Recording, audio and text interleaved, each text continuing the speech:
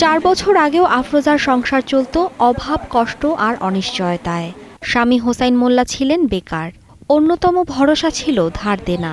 কিন্তু তাঁতের কাজ শেখার সুযোগে হোসাইন আফরোজা দম্পতির দিন বদলের গল্পের শুরু। এখন জামদানি বুনে দুজনেই স্বাবলম্বী। কাজ করে আলহামদুলিল্লাহ ইনকাম যা দেয় সেটাতে সংসার যায়ও আল্লাহর রহমতে ভালো আছে। শুধু আফরোজার সংসার নয়, এমন তাঁতের কাজ শেখার মাধ্যমে পরিবর্তন এসেছে গ্রামের আরও কয়েকটি পরিবারে। এই কাজের সাথে যে সময় জড়িত হইলাম, এরপরে আল্লাহর রহমতে খুব ভালো আছি। আমি আগে বেকার ছিলাম, তো এখন আমি কাজ শিখা মোটামুটি ভালো টাকা ইনকাম করতেছি। আল্লাহর রহমতে বউ ভোলা আমার নিয়ে ভালোই আছি। আর এই পরিবর্তনের কারিগর মোস্তাফিজুর রহমান। ফরিদপুরের আলফাডাঙ্গার পানাইল গ্রামের এই উদ্যোক্তা করোনার সময় চাকরি ছেড়ে ফিরে আসেন গ্রামে, শুরু করেন জামদানি বুননের কাজ। মোস্তাফিজের সেই তাঁত কারখানায় এখন গ্রামের 15 জন বেকার তরুণের কর্মসংস্থান। বর্তমানে 6টি তাঁতে কাজ করছেন 12 জন কারিগর। রাজশাহী থেকে আনা রেশমি সুতা, বাইনা সুতা আর জরির বুননে মাসে তৈরি হচ্ছে 22 থেকে 25টি জামদানি শাড়ি। খরচ বাদেও মাসে আনুমানিক 50 থেকে 60 হাজার টাকা লাভ করছেন তিনি।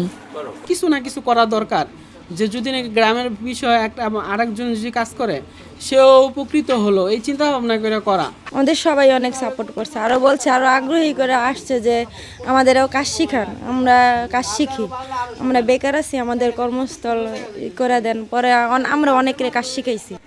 মোস্তাফিজের তাঁত কারখানা এই গ্রামে বেকারত্ব ঘুচিয়ে জামদানি শিল্পে নতুন জীবন ফিরিয়েছে। তাই তরুণ এই উদ্যোক্তার পাশে থাকার আশ্বাস প্রশাসনের।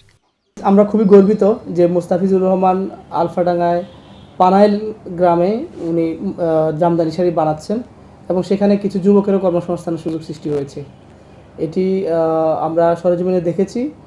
এই তার যে ব্যবসা পরিধি যদি উনি বাড়াতে চান, সেক্ষেত্রে আমরা সরকারের পক্ষ থেকে ক্ষুদ্র ঋণ থেকে শুরু করে প্রশিক্ষণের ব্যবস্থা করার উদ্যোগ নিতে পারবো। আধুনিকতার যুগে যেখানে ঐতিহ্য হারিয়ে যাচ্ছে, সেখানে ফরিদপুরের এই ছোট্ট গ্রামে জামদানি বুনন বদলে দিচ্ছে গ্রামের অর্থনীতি, যাতে আশার আলো দেখছেন স্থানীয়রা। Desk report, star news.